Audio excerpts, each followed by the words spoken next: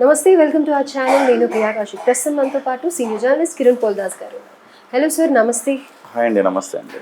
Sir, singer మంగ్లీది issue మళ్ళీ తెరపైకి వచ్చింది. తను లెటర్ రాయడం జరిగింది. అయితే ఇది ఓవరాల్గా అసలు ఏం జరిగింది అని అంటే కనుక మీకు కూడా తెలిసిందే. Rammohan Naidu central minister invitation ప్రకారం ఒక ఆర్టిస్ట్గా తను వెళ్ళి అక్కడ పాట పాడడం జరిగింది.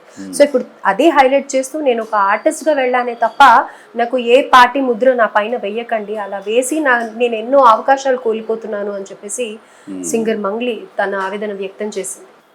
దీనికి ఏమంటారు? అంటే ఆమె ఆవేదనలో వాస్తవం ఉంది, అర్థం కూడా ఉంది.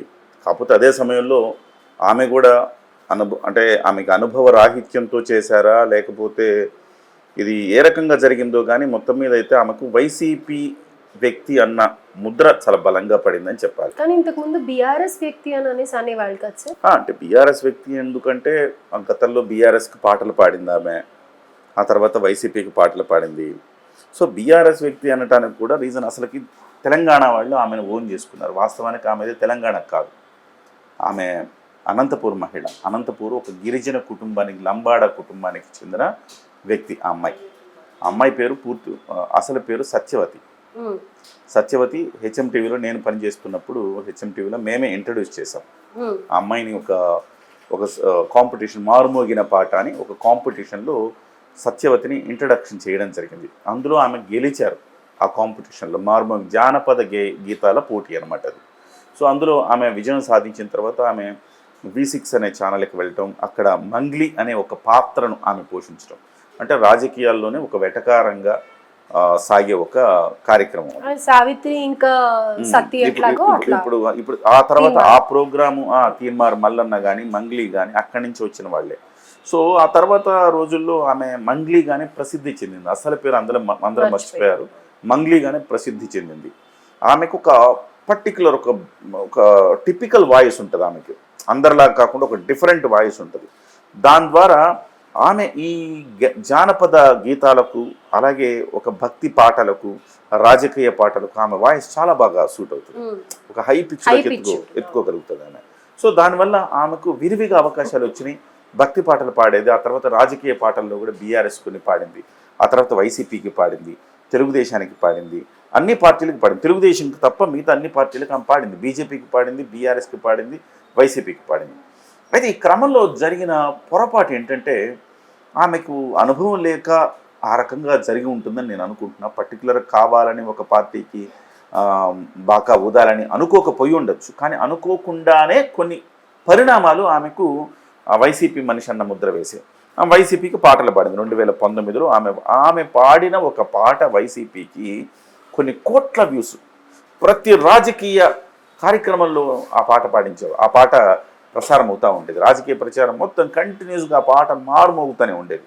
సో చాలా సూపర్ హిట్ అయింది అదొకటి. దాని తర్వాత ఆమెను జగన్మోహన్ రెడ్డి పిలిచి అభినందించడము, ఆ తర్వాత SVBC ఛానల్కు ఆమెను ఒక మెంబర్గా వేయటము, ఇవన్నీ చూసిన తర్వాత ఆ అమ్మాయి పర్టికులర్గా వైసీపీ మనిషి అన్న ఒక ముద్ర పడింది.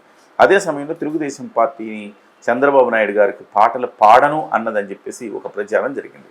వాస్తవానికి ఆ ప్రచారంలో నిజం లేదని ఆమె ఇప్పుడు చెప్తా ఉన్నారు. నన్ను ఎవరు తెలుగుదేశం వాళ్ళు ఒక్కళ్ళు కూడా సంప్రదించలేదు. నేను వైసీపీ మనిషి అనుకుని నన్ను సంప్రదించలేదు. తెలుసో తెలియకో ఒక పార్టీకి నేను అలా తోయబడ్డాను. నేను అన్ని పార్టీల నుంచి వచ్చే అవకాశాలు కోల్పోయాను. జనసేన పార్టీకి ఆమె పాడలేదు, అలాగే తెలుగుదేశం పార్టీకి పాడలేదు, ఎవరు పాడించుకోలేదు ఆమెతోటి. సో నిజంగా కూడా ఆమె కొన్ని అవకాశాలను కోల్పోయి. ఇప్పుడు అనంత శ్రీరామ్ ఉన్నాడు. అనంత శ్రీరామ్ వైసీపీకి రాశాడు పాటలు, టీడీపీకి రాశాడు పాటలు, జనసేనకి రాశాడు పాటలు, కానీ ఆయన మీద ఏం ముద్ర లేదు కదా. నల్గొండ గద్దరు ఉన్నాడు. నల్గొండ గద్దరు అసలు అన్ని పార్టీలకు పాడేశాడు. నల్గొండ చివరికి జనసేనకు పాడాడు, తెలుగుదేశం పాడాడు, వైసీపీకి పాడాడు, ఇక్కడ బీఆర్ఎస్కి పాడాడు, బీజేపీకి పాడాడు. కేవలం మంగ్లీని జగన్మోహన్ రెడ్డి పిలిచి అభినందించడం ఇది కారణం ఎక్కడ వచ్చిందంటే, నల్గొండ గద్దరు పాడినా, లేకపోతే అనంత శ్రీరామ్ రాసినా, ఇంకెవరు పాడినా వాటి పట్ల రాకుండా ఈమెకు మాత్రమే ఎందుకు వచ్చిందంటే, జగన్మోహన్ రెడ్డి ఆమెను పర్టికులర్గా అభినందించడం, ఆమెను SVBC ఛానల్లో ఒక మెంబర్గా ఆయన వేయడంతో ఆమెకు రాజకీయ మరక అంటింది అని చెప్పాలి. అంటే జగన్ గారి హయాంలోనే SVBC ఛానల్ కి ఈవిడన్ మెంబర్ గా చేశారు. సో దానిని ఆమె ఎక్కడ ఎగ్జిబిట్ చేయలేదు, కానీ ఆమె చెప్తున్నారు ఇప్పుడు నేను ఎట్లా ఎగ్జిబిట్ చేసుకోలేదు, ఎక్కడ ప్రచారం చేసుకోలేదు, ఇట్లా మెంబర్ అయ్యానని చెప్పి ఎక్కడ ప్రచారం చేసుకోలేదు. ఎందుకంటే అది నేను చాలా తర్జన భర్జన పడ్డాను, అసలు తీసుకోవాలా వద్దా అని. లేదు, మా కులదైవం వెంకటేశ్వర స్వామి, ఆయన నేను ఖచ్చితంగా తీసుకోవాలి కదా, కాదనద్దు, భగవంతుడు ఇచ్చిందని చెప్పి తీసుకున్నాను. అంటే ఈ పరిణామ క్రమంలో ఒకదానికొకటి అటాచ్ అయ్యి చివరికి మంగ్లీ వైసీపీ అనే ఒక ముద్ర పడిపోయింది.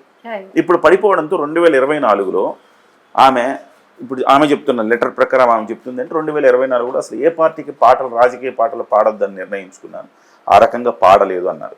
సో నేను అనుకోవడం ఏంటంటే మంగ్లీ అనుకోకుండా వైసీపీకి దగ్గరైంది, అది వాస్తవం. ఆ అమ్మాయికి వైసీపీ అంటే ప్రేమ, తెలుగుదేశం అంటే కోపం ఉండకపోవచ్చు, ఉన్నాయనే నేను అనుకోను. ఒక కళాకారిణిగా వాళ్ళు ఎక్కువ ప్రోత్సహించారు ఆ అమ్మాయిని, ఆటోమేటిక్గా వాళ్ళతో అసోసియేట్ అయింది. ఇది ఆ అమ్మాయికి కొంచెం నష్టం కలిగించిందేమో అనిపిస్తుంది. ఇవాళ తెలుగుదేశం పార్టీ కార్యకర్తలు చాలా ఫైర్ అయ్యారు. అలాంటి మంగ్లీని మీరు గౌరవం ఇచ్చి ప్రోటోకాల్ తోటి ఇక్కడ దర్శనం చేయించి ఇలా ఎలా చేస్తారు అని కేంద్ర మంత్రి రామ్మోహన్ నాయుడు మీద తీవ్రమైన విమర్శలు గుప్పించారు. అయితే ఈ సందర్భంలో కళాకారులు అనే వాళ్ళు తెలుసుకోవాల్సిన విషయం ఏంటంటే చాలా సున్నితమైన వ్యవహారం. సినిమాలు రాజకీయం కలవకూడదు. ఎప్పుడైతే కలుస్తాయో చాలా పెద్ద ఇష్యూస్ అవుతాయి. లైలా సినిమా ఉంది. లైలా సినిమాలో పృథ్వీ చేసిన వ్యాఖ్యలు ఎంత దుమారం రేపాయో చూసాం మనం. చివరికి కొన్ని వేల ట్వీట్లు, 25,000 ట్వీట్లు, సినిమాని మేము అట్లా చేస్తాం ఇట్లా చేస్తామని బెదిరింపులు ఎన్ని వచ్చి చివరికి అతను క్షమాపణ కూడా చెప్పాడు. సో ఎంత దుమారం రేగింది. కళాకారులు అన్న వాళ్ళు కొంచెం రాజకీయాలకు దూరంగా ఉంటే మంచిది. లేదు, కళలకు రాజకీయానికి ఒక సపరేట్ స్పేస్ పెట్టుకుంటే బాగుంటుంది. సో ఈవెన్ మీరు రాజకీయాల్లో ఉండదలుచుకుంటే కళల్లో ఖచ్చితంగా కొన్ని అవకాశాలు కోల్పోవాల్సి వస్తుంది. మీరు వైసీపీకి దగ్గర అయితే తెలుగుదేశం వాళ్ళు అవకాశాలు ఇవ్వరు, మీరు తెలుగుదేశం దగ్గర అయితే వైసీపీకి అవకాశాలు ఇవ్వరు. సో కాబట్టి మీరు నిజంగా కళాకారిణిగా మీరు పూర్తి స్థాయిలో ఉండాలి, ఎదగాలి అనుకున్నప్పుడు రాజకీయాలకు పూర్తిగా దూరంగా ఉండాలి. సో ఒక పాట వాళ్ళకి పాడితే ఒక పాట వీళ్ళకి పాడాలి. ఖచ్చితంగా పాడిన తర్వాత కూడా వాళ్ళు ఏదైనా కార్యక్రమంలో వాళ్ళు స్పెషల్గా మిమ్మల్ని అట్రాక్షన్గా తీసుకెళ్ళి పిలవాలని నాకు అదొక ప్రచారం. కొంతమంది తరపున తిరిగింది ఆవిడ, ప్రచారంలో కూడా పాల్గొన్నది. నేను ఒక్క మాట కూడా చంద్రబాబుని అనలేదు ఎక్కడ ప్రచారంలో. అంటే మీరు వైసీపీ తరపున తిరిగారు కదా, మరి మీ మరక అంటదా? సో కొన్ని తప్పిదాలు ఆమె నుంచి ఉన్నాయి. ఇలాంటి విమర్శలు రావడానికి ఆమె అర్హురాలే అంట నేను. డెఫినెట్గా ఆమె తప్పిదాలు ఉన్నాయి కాబట్టి ఇలాంటి విమర్శ వచ్చింది. సో ఇదొక గుణపాఠం అని చెప్పాలి. ఇవాళ నేను 2024కి నేను ఎవ్వరి పాట పాడలేదు, ఇలాంటి విమర్శలకు దూరంగా ఉండాలి అనుకున్నాను అంటే మొత్తం అయిపోయాక ఏముంది అందులో.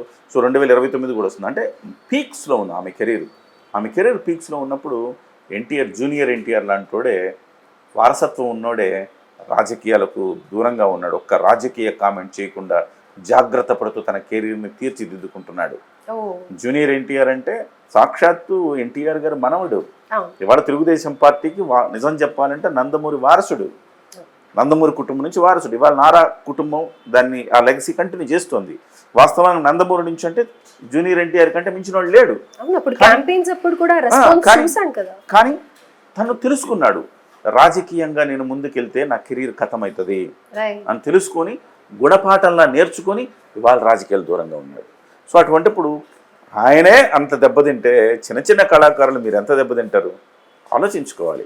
ఎవరైనా కానీ కళాకారునిగా రాణించాలంటే కళాకారులుగా డెఫినెట్గా సినిమా రంగంలోనే ఉండాలి, రాజకీయాలకు దూరంగా ఉండాలనే దానికి ఈమె ఎపిసోడ్ ఒక ఉదాహరణగా మనం చూడాలి. బట్ ఏదేమైనా ఏదో అంటే పిచ్చుక మీద బ్రహ్మాస్త్రం లాగా తెలుగుదేశం శ్రేణులు కూడా అంతగా దాన్ని పట్టించుకోకపోతే మంచిది. ఆమె జీవితం ఎంత పాపం, ఒక లంబాడి మహిళ కింది స్థాయి నుంచి ఎదిగి ఇవాళ దేశం గర్వించదగ్గ ఒక కళాకారిణిగా ఎదిగింది. ఆయన ఎవరండి, ఈషా ఫౌండేషన్. ఆయన ప్రతి శివరాత్రి అప్పుడు మంగ్లీ లేకపోతే కార్యక్రమం లేదు,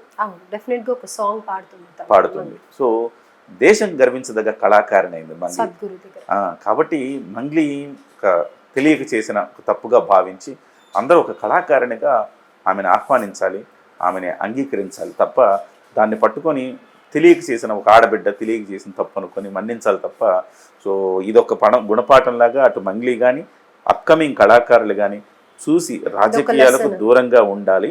అలా ఉంటేనే వాళ్ళ